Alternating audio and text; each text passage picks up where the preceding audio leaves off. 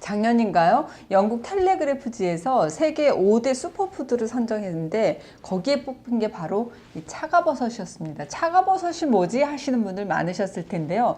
꼭 나무덩이 같이 생겼죠.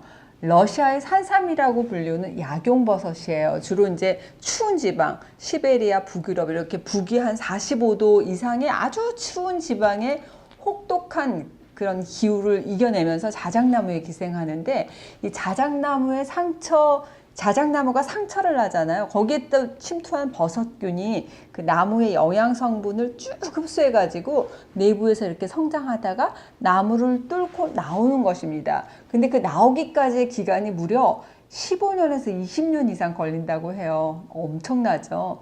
오리나무, 버드나무, 단풍나무에서도 발견되지만 효능은 없고, 혹한에서 단단하게 자라는 자작나무예요. 그것도 한 그루당 한 개밖에 살 수 없다고 하니까 그 자작나무의 영양분을 흡수해서 단단하게 자라는 그 생명력이 정말 대단하다고 할 수 있겠습니다. 그래서인지 이 차가버섯은 암과 같은 성인병을 예방하고 치료하는 데 도움이 되는 식품으로 많이 알려져 있어요. 러시아에서는 우리나라 사람이 막 그 홍삼차 많이 먹는 것처럼 이 차가버섯차를 즐겨 마신다고 하더라고요.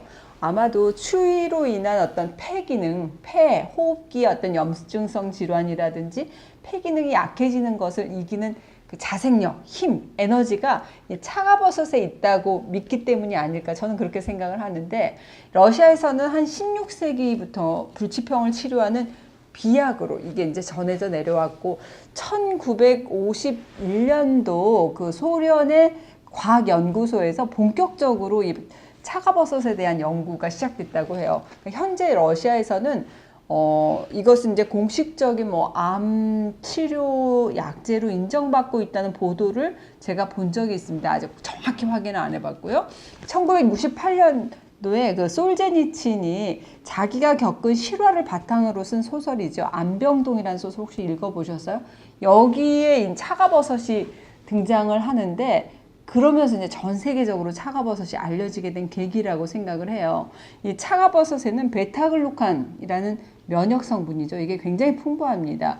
면역력을 쭉 끌어올려서 내 몸이 이길 수 있는 자생력을 키울 수 있다는 그런 얘기라고 할 수 있는데, 최근에는 이 항암 효과에 대한 연구 결과가 속속하게 이렇게 밝혀지고 있습니다.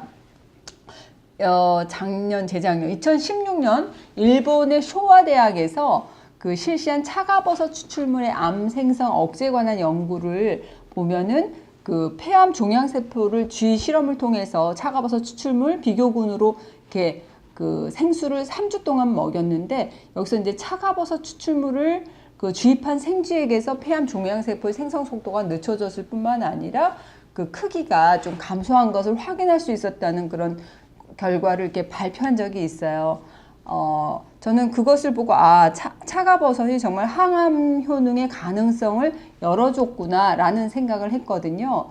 그 차가버섯의 유효 성분이라고 할 수 있는 에르고스테롤 포옥사이드라는 것이 최근에는 대장암을 예방하는 데도 도움이 된다는 연구 결과도 보고되고 있습니다. 에르고스테롤 포옥사이드가 대장암 세포에서 그 증식을 억제해서 대장암을 좀 예방하는 데 도움이 될 수 있다는 그런 내용이었는데요.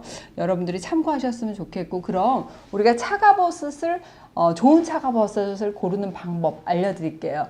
고르실 때 너무 크기가 큰 것보다는 좀 적당히 작은 거가 좋고요. 또 그 무게를 들어봤을 때 너무 가벼운 것보다는 약간 무거운 것을 고르시는 것이 좋습니다. 이 차가버섯하고 제가 이게 상황버섯 가지고 왔는데, 표면 이거를 자른 표면은 이렇게 더 이렇게 진한 그 흑색에서 갈색으로 이렇게 내부가 돼 있는데, 한번 볼까요? 이거는 너무 단단해서 제가 안 깨진다 그랬잖아요.